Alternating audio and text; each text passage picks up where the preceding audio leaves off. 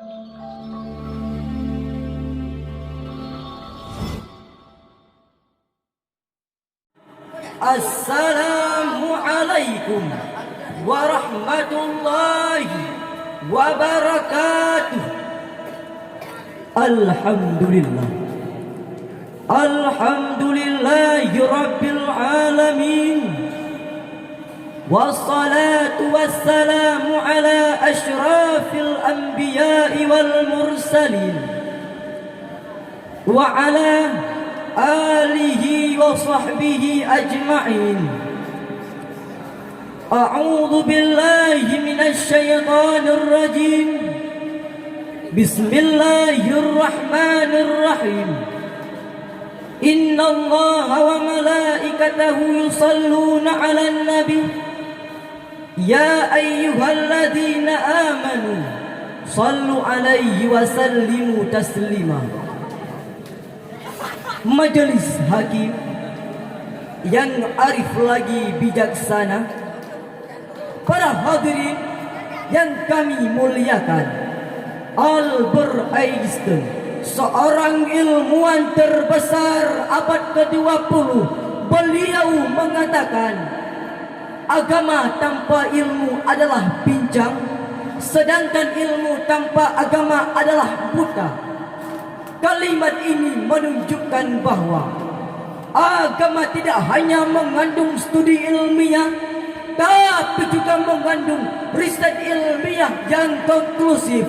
Selain daripada itu, kalimat tersebut menunjukkan bahwa ilmu pengetahuan tanpa panduan agama tidak akan berjalan dengan benar, justru dapat membuangkan waktu yang bisa menghasilkan nilai-nilai tertentu.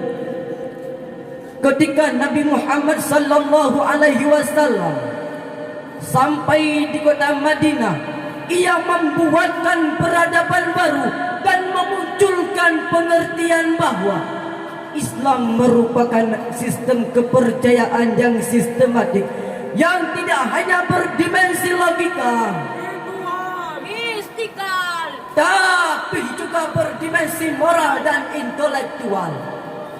Al-Quran merupakan firman Allah yang Allah turunkan ke atas permukaan bumi ini.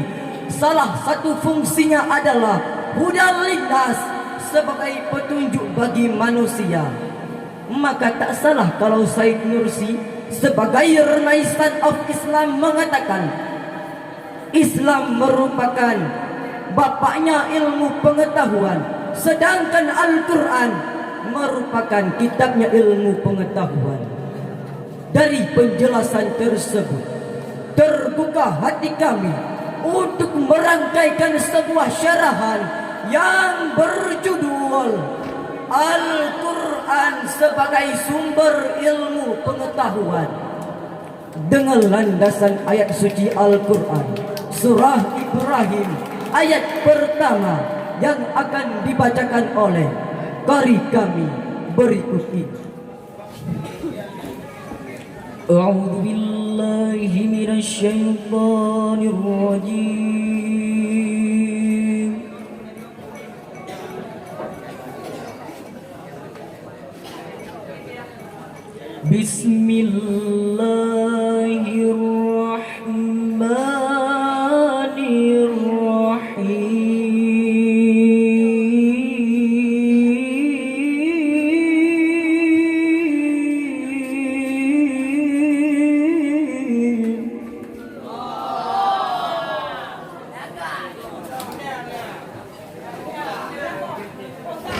Alif Lam Ra.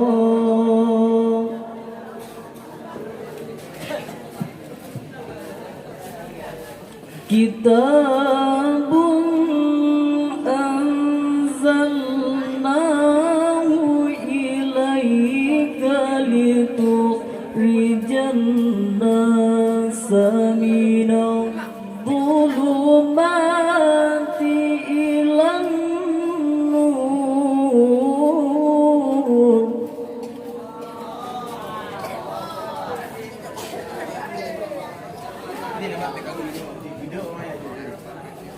ilan nuri biizni rabbihim ila siratil azizil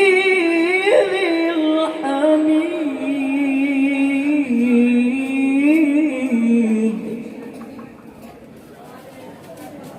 Kami berlindung kepadamu ya Allah dari godaan syaitan yang terkutuk. Dengan menyebut asmamu ya Allah yang maha pengasih lagi maha penyayang. Alif Lam Ra. Ini adalah kitab yang kami turunkan kepadamu Muhammad agar kamu dapat mengeluarkan manusia dari kegelapan kepada terang benderang dengan izin Allah, yaitu menuju jalan maha perkasa, maha teliti. Majelis hakim yang arif lagi bijaksana, Dewan Hakim yang kami muliakan, Hadirin yang kami cintakan, Profesor Dr. Andes Muhammad Quraisyihab dalam tafsir Al-Misbah jilid kedua, beliau menjelaskan bahwa penjelasan tentang pentingnya Al-Quran disebutkan oleh Allah Subhanahu wa ta'ala dengan menggunakan bentuk jamak pada kalimat al-dhulumah yang berarti aneka gelap, sedangkan kalimat an-nur terbuat dalam bentuk tunggal. Hal ini mengisyarahkan bahwa kegelapan itu bermacam-macam aneka ragam, dan bersumbernya pun begitu banyak. Berbeda dengan an-nur yang hanya bisa menerangi tanpa sedikit pun memberikan gelap. Para hadirin yang kami muliakan, penjelasan tentang pentingnya Al-Quran sebagai an-nur benar-benar menunjukkan bahwa antara ilmu pengetahuan dengan Al-Quran terdapat hubungan yang saling mengikat. Malik bin Nabi dalam kitabnya Intaj Al-Mushtarikin wa Atharuhu fil Al-Firi Al-Hadis menulis, ilmu pengetahuan merupakan sekelompok masalah serta sekelompok metode yang dipergunakan untuk terwujudnya suatu masalah tersebut. Hadirin yang kami muliakan, lalu bagaimanakah dinamika keilmuan umat Islam saat ini? Data Badan Penelitian Internasional menyebutkan Israel yang beragama Yahudi dalam 1 juta penduduk memiliki 1.600 pakar ilmu pengetahuan, sedangkan Amerika yang jumlahnya 1 juta penduduk memiliki 160 pakar ilmu pengetahuan, sedangkan Indonesia yang jumlahnya 1 juta penduduk memiliki 65 pakar ilmu pengetahuan. Jika kita perhatikan secara seksama dalam bidang sains dan teknologi, kita jauh tertinggal oleh negara-negara yang lain, jauh tertinggal oleh Amerika yang protestanis, jauh tertinggal oleh Korea yang konfusianis, bahkan jauh tertinggal oleh negara Jepang yang Buddhis. Padahal hadirin, 14 abad yang lalu kita sudah diperintahkan untuk menggali ilmu pengetahuan dan mengambil pelajaran darinya. Bacalah Al-Quran supaya hidup teratur.